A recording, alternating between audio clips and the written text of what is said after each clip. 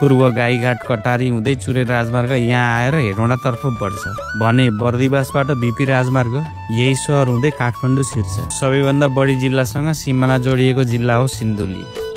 यसले 10 वटा वरपरका जिल्ला छुन्छ। यसले रामेछाप, उदयपुर, सिराहा, धनुषा, महोत्तरी, सर्लाही, मकवानपुर, रौतहट, ओखलढुङ्गा र काभ्रेपलाञ्चोक जिल्ला छोएको छ।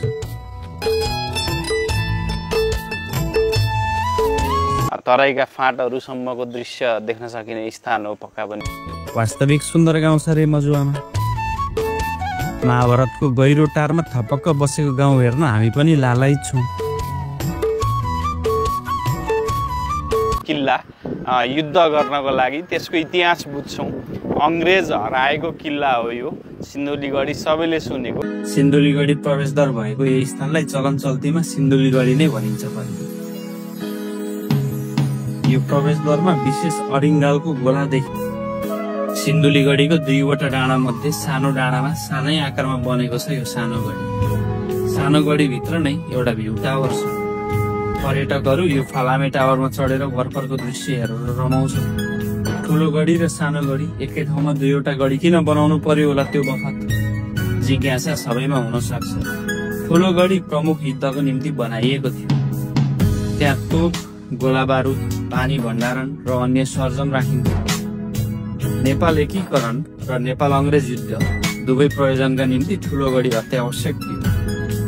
तर कहिलेकाहीँ मुख्य काममा जोड दिने हुँदा सानो समस्याले योजना विफल बनाइदिन्छ।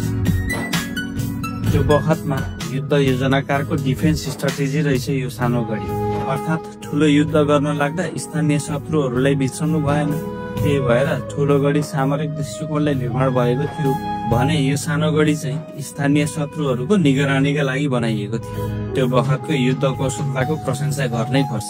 आफूलाई कुनै पनि दृष्टिकोणमा कमजोर नबनाउन अथक प्रयास रहन्थ्यो गोर्खाली फौजको। यो सिन्धुलीगढी मुख्य राजमार्गबाट नजिकै भएकोले पर्यटकहरू धेरैको संख्यामा आउने गर्छन्। पुरानो सम्पदालाई जस्ताको तस्तै राख्ने या सौन्दर्यीकरण गर्ने भन्ने 2 खाले मत प्राय भेटिन्छ सबै ठाउँमा। व्यावहारिक रूपमा पहिलेको जस्तै राख्न त प्राय सम्भव हुँदैन। जीर्णोद्धार नगरे नासिन्छन् सम्पदा।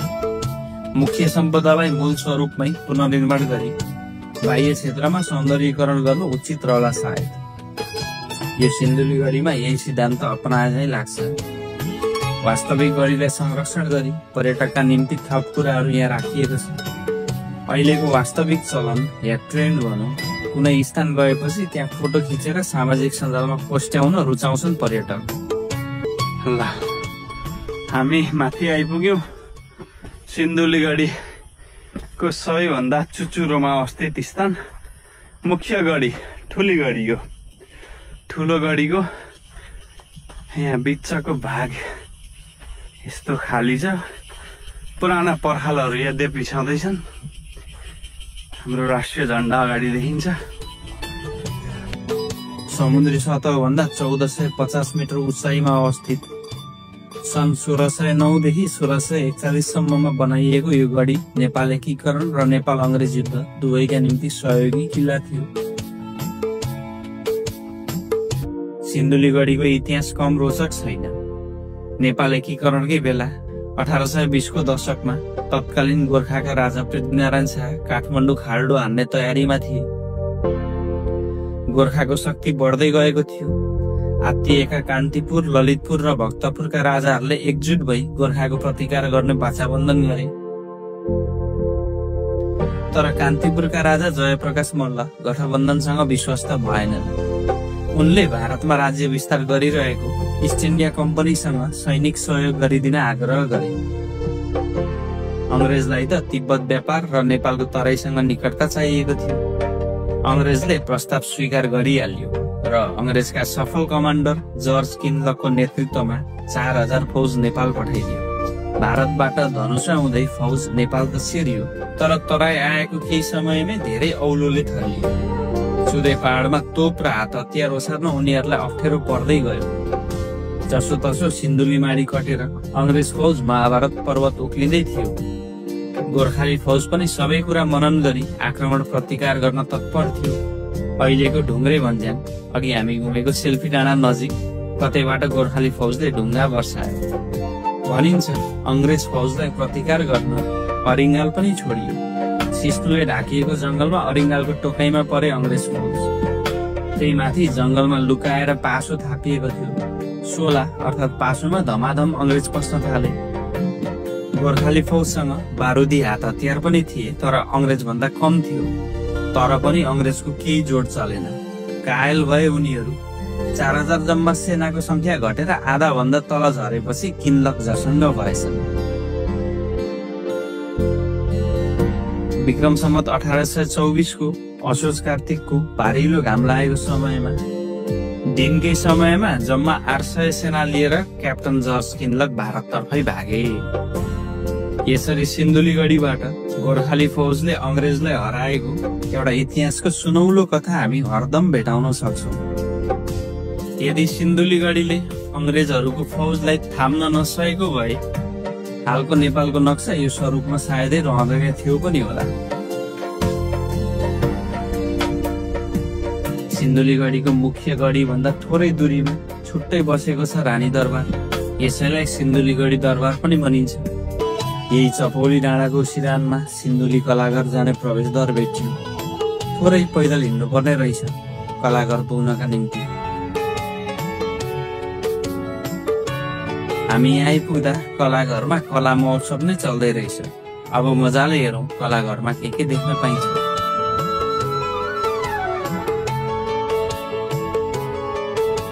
कलाघरको एउटा पाटोमा यस्तो काठे रोटी पिङमा केटाकेटी रमाउँदैछन्।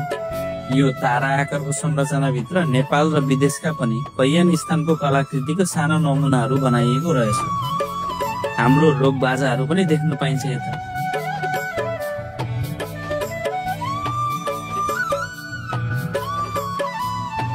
यो अर्को पाटोमा भुइँमा नेपालको नक्साको स्वरूप छ। नेपालभित्र हाम्रा सम्पदाहरूको ससाना नमुनाहरू बनाएर प्रस्तुत गरिएको छ। यता डाँडाबाट वरपरको दृश्य हेर्न सकिने पनि रहेछ। पहिले सरसर्ती हेरौं कलाघरमा के देख्न सकिन्छ। त्यसपछि आज हामी लोकदोरी हेर्नेछौँ। पुरानो लोकपुन्मुख बालन हेर्नेछौँ। नौमती बाजा कसरी बजाउँछन् साना चेलीहरूले त्यो पनि निहाल्नेछौँ। नेपालकै नमुना सहितको नेपालका चाहिँ विभिन्न क्षेत्रका महत्त्वपूर्ण स्थानहरू जस्तो हामीले यहाँभित्र चाहिँ लुम्बिनीको प्रतिमा देख्न सक्छौं, पशुपतिनाथको प्रतिमा देख्न सक्छौं। प्रतीक हो वास्तवमा, सानो एउटा नमुना हो। त्यस्तै अब विभिन्न चाहिँ घुम्न लायक स्थानहरू छ। सगरमाथा हाम्रो हिमालहरू चाहिँ यहाँनिर बनाउन प्रयास गरिएको छ। नेपालका विभिन्न चाहिँ संस्कृतिहरूलाई समेटेर जस्तो थारूको संस्कृतिहरूको सांस्कृतिक नृत्यहरू यहाँनिर हेर्न पाइन्छ। यहाँ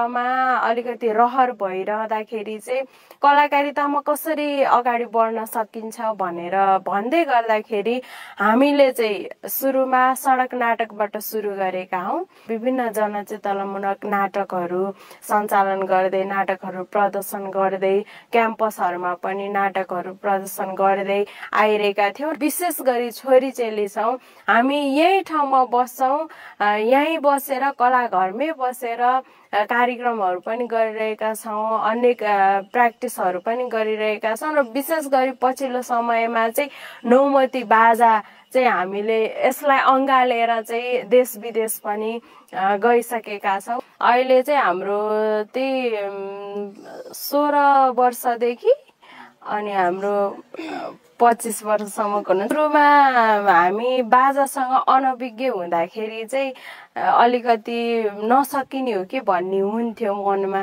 तर जब हामी अलिकति परिचित हुन थाल्यौं बाजाहरूसँग, यसलाई हामीले छोएर महसुस गर्न थाल्यौं हैन, बजाएर, त्यसपछि चाहिँ सुरुको चरणभन्दा अहिलेको अवस्थामा चाहिँ हामीलाई धेरै सहज छ र हामीले अहिले नि हिँडेर नाचेर पनि बजाउँछौं। जे कुरा पनि अलिकति नजिक भइसके पछाडि प्यारो पनि लाग्ने अनि त्यो कुरालाई सजिलो पनि लाग्ने हुन्छ।